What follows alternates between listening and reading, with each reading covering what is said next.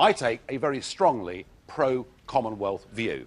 I think it was very bad and wrong of us to turn our backs on the Commonwealth in favour of a European political project, and we've made a bad mistake. We betrayed the Commonwealth so badly back in 1973. The Australian High Commissioner told us a short anecdote which really shocked me. He said his father, who again was an Australian diplomat, when his father made his first trip to the UK after we joined the EU and saw for the first time the Commonwealth nations' arrivals channel had been removed, and it was just UK and EU and everybody else. He sobbed in Heathrow. That is the impact that our disconnecting from the Commonwealth had on many, many people. Well, it was a massive change for the Commonwealth. Up until the time when we joined the EU, the British Parliament, British government, on both political sides were pretty committed to the Commonwealth. There was this kind of, I think, residual goodwill generated by, for example, the Commonwealth troops that fought during both the First and Second World Wars. So there was a very strong bond, and that influenced policy massively, particularly trade policy.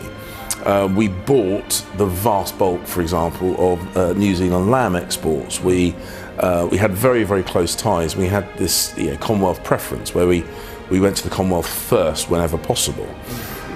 When we joined the EU, obviously that all changed, and it caused a fair bit of bad will, I think it would be fair to say.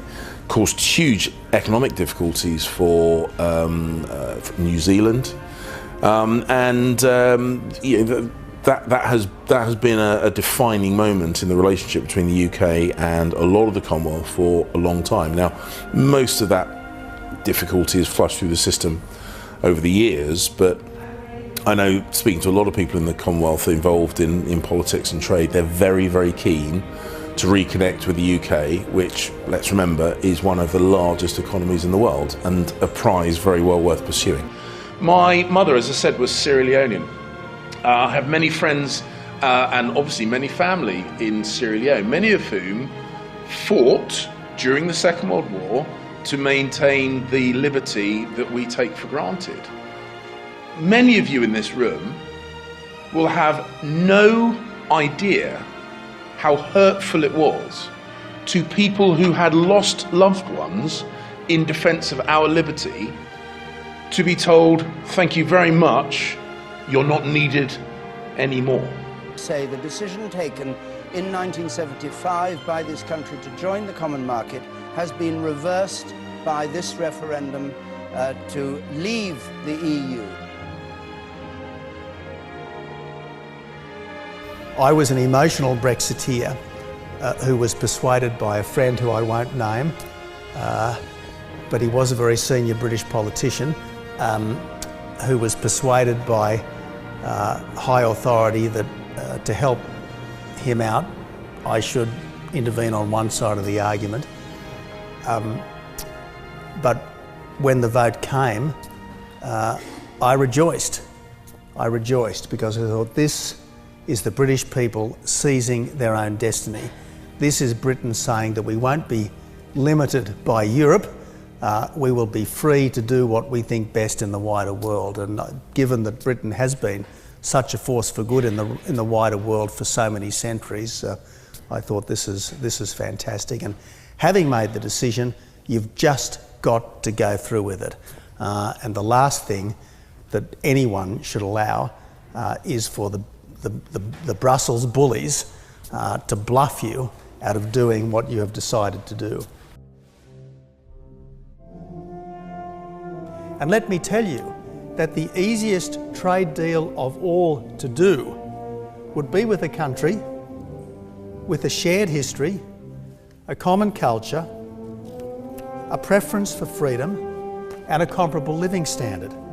Such a country, indeed, would hardly be foreign at all, other than in a strict juridical sense, more like family.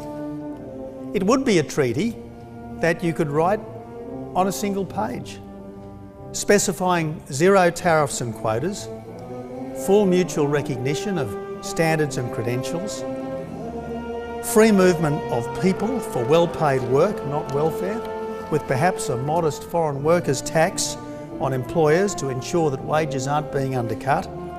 And why not let each other's young people freely spend a couple of years living and working in either country, if that's their choice, because it would reinforce the millions of human bonds that tie us together. That's the deal that Australia should do with the United Kingdom at the moment of Brexit, when Britain can once more resume a global role and destiny in the wider world. I believe it's actually one of the most underused potential clubs in the world, and I'll tell you why. It isn't a relic of empire, it's become something modern and new, and there are actually African countries who were never part of the British Empire who are considering joining it. So people do see it as having some value, and it's got some things that it shares. English language, common law, a shared sense of history, and I think we underuse it massively.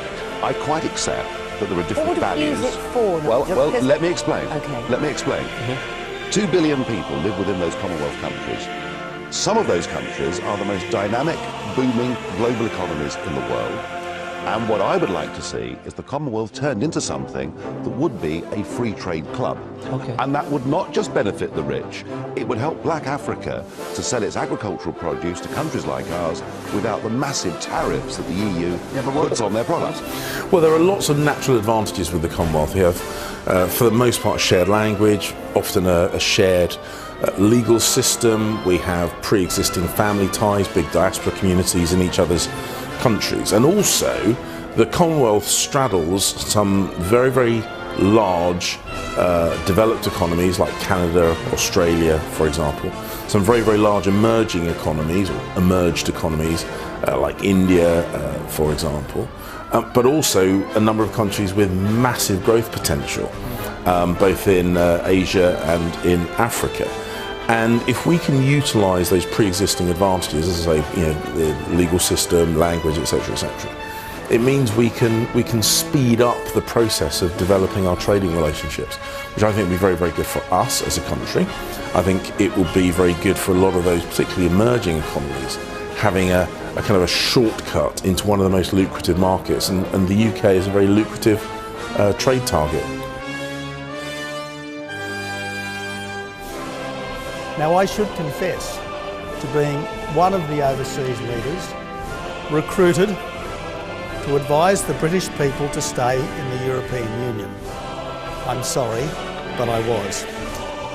Britain should stay, I said back then, not because Britain needed Europe, but because Europe needed Britain to save it from bureaucratic paralysis.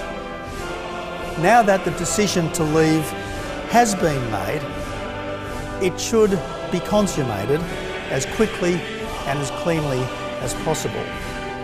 As the world's 5th largest economy, as the West's 2nd strongest military power, and as the home of more Nobel Prize winners than any country other than America, if there is anywhere in Europe that's more than capable of standing on its own 2 sturdy feet, it's surely this country.